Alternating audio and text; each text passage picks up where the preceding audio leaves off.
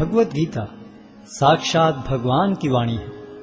यह अर्जुन और भगवान श्री कृष्ण के बीच में हुआ दैवी संवाद है।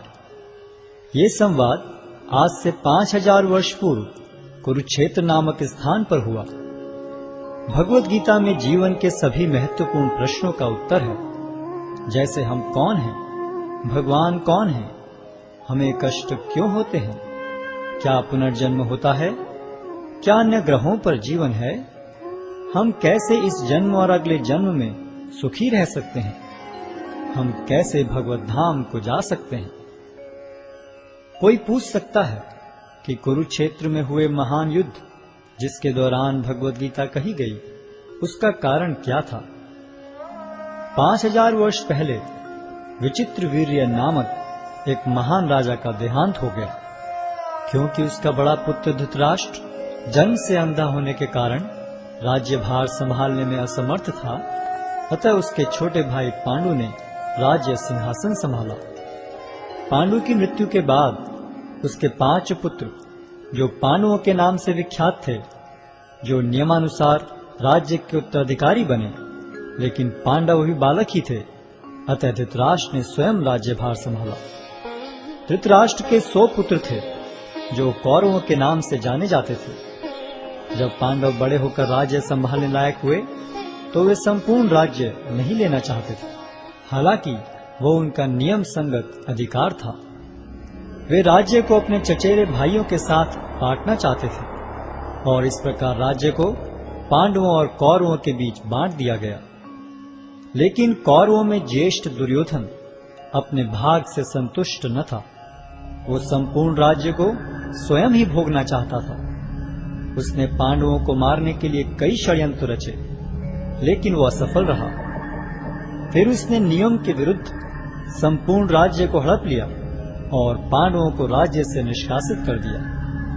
पांडवों ने फिर 5 गांव की मांग की। दुर्योधन ने उत्तर दिया, 5 गांव तो दूर, वो सुई की नोक के बराबर भी जमीन नहीं दे सकता। भगवान श्री कृष्ण ने जमीन के इस झगड़े को शांतिपूर्ण एवं अहिंसात्मक तरीके से सुलझाने का प्रस्ताव रखा, लेकिन दुर्योधन ने यह प्रस्ताव को अस्वीकार करते हुए पांडवों के प्रति युद्ध की घोषणा कर दी, और इस प्रकार महाभारत का महान युद्ध अवश्य भावी हो गया। युद्ध की तैयारी में अर्जुन और दुर्योधन दोनों ही भगवान श्री कृष्ण के पास सहायता मांगने गए। भगवान श्री कृष्ण उनकी मदद मांगने को आए किसी भी व्यक्ति को नहीं ठुकराते थे, चाहे वह सज्जन हो या दुर्जन। भगवान श्री कृष्ण ने अपनी संपूर्ण सेना को एक ओर तथा स्वयं को मार्गदर्शक के रूप में दूसरी ओर देने का प्रस्ताव रखा।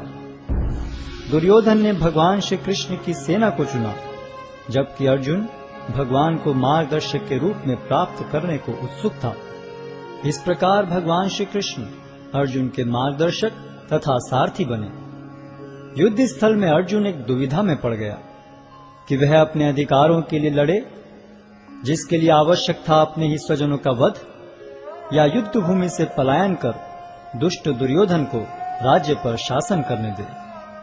अर्जुन अपने को इस दुविधा से बाहर निकालने में असमर्थ पाकर भगवान श्री कृष्ण की शरण लेता है। शरणागत आए अपने मित्र एवं भक्त अर्जुन को भगवान श्री कृष्ण भगवत गीता के दिव्य उपदेश द्वारा इस दुविधा से उबारते हैं, और श्रीमद् भगवत गीता के माध्यम से अर्जुन के ही समान अपनी शरण में आए सभी भक्तों का मार्ग प्रशस्त करते हैं। गीता महात्म्य के अनुसार भगवत गीता दिव्य साहित्य है, जिसको ध्यान पूर्वक पढ़ना चाहिए। गीता शास्त्रमिदं पुण्यम यह पठेत प्रयतः पुमान। यदि कोई भगवत गीता के उपदेशों का पालन करे, तो वह जीवन के दुखों तथा चिंताओं से मुक्त हो सकता है। भय शोकादि वर्जितः, वह इस जीवन में सारे भय से मुक्त हो जाएगा और उसका अगला जीवन आध्यात्मिक होगा।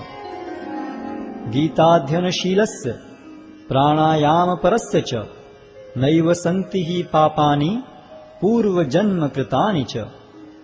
यदि कोई भगवत गीता को निष्ठा तथा गंभीरता के साथ पढ़ता है, तो भगवान की कृपा से उसके सारे पूर्व दुष्कर्मों के फलों का उस पर कोई प्रभाव नहीं पड़ता। मलिने मोचनम पुंसाम जल स्नानम दिने दिने सकृत गीतामृत स्नानम संसारमलम नाशनम। मनुष्य जल में स्नान करके नित्य अपने को स्वच्छ कर सकता है, लेकिन यदि कोई भगवद गीता रूपी पवित्र गंगा जल में एक बार भी स्नान कर ले तो वह भवसागर की मलिनता से सदा सदा के लिए मुक्त हो जाता है। गीता सुगीता कर्तव्या किमन्यै शास्त्र विस्तरै या स्वयं पद्मनाभस्य मुख पद्माद्निस्सता। चूंकि भगवद गीता भगवान के मुख से निकली है, अतएव किसी को अन्य वैदिक साहित्य पढ़ने की आवश्यकता नहीं रहती। उसे केवल भगवद गीता का ही ध्यान पूर्वक तथा मनोयोग से श्रवण तथा पठन करना चाहिए। वर्तमान युग में लोग सांसारिक कार्यों में इतने व्यस्त हैं कि उनके लिए समस्त वैदिक साहित्य का अध्ययन कर पाना संभव नहीं रह गया है, परंतु इसकी आवश्यकता भी नहीं है।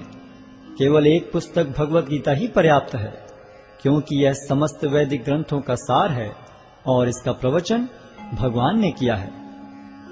भारतामृत सर्वस्वम विष्णु वक्राद्निस्सतम गीता गंगोदकम पीत्वा पुनर्जन्म न विद्यते। जो गंगा जल पीता है उसे मुक्ति मिलती है, अतः उसके लिए क्या कहा जाए जो भगवद गीता का अमृत पान करता हो।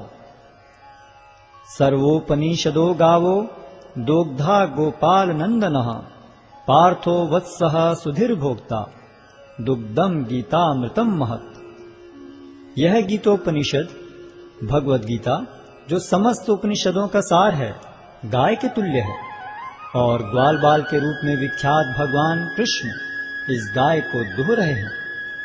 अर्जुन बछड़े के समान हैं और सारे विद्वान तथा शुद्ध भक्त भगवद गीता के अमृतमय दूध का पान करने वाले हैं। एकम शास्त्रम देवकी पुत्र गीतम एको देवो देवकी पुत्र एव एको मंत्रस्य तस्य नामानि यानि कर्माप्येकम तस्य देवस्य सेवा। आज के युग में लोग एक शास्त्र, एक ईश्वर, एक धर्म तथा एक वृत्ति के लिए अत्यंत उत्सुक हैं। अतएव एकम शास्त्रम देवकी पुत्र गीतम, केवल एक शास्त्र भगवद गीता हो जो सारे विश्व के लिए हो। एको देवो देवकी पुत्र एव, सारे विश्व के लिए एक ईश्वर हो श्री कृष्ण। एको मंत्रस्य तस्य नामानि यानि, और एक मंत्र एक प्रार्थना हो उनके नाम का कीर्तन। हरे कृष्ण कृष्ण कृष्ण हरे हरे, हरे राम राम राम हरे हरे। कर्माप्येकम तस्य देवस्य सेवा, और केवल एक ही कार्य हो, भगवान की सेवा।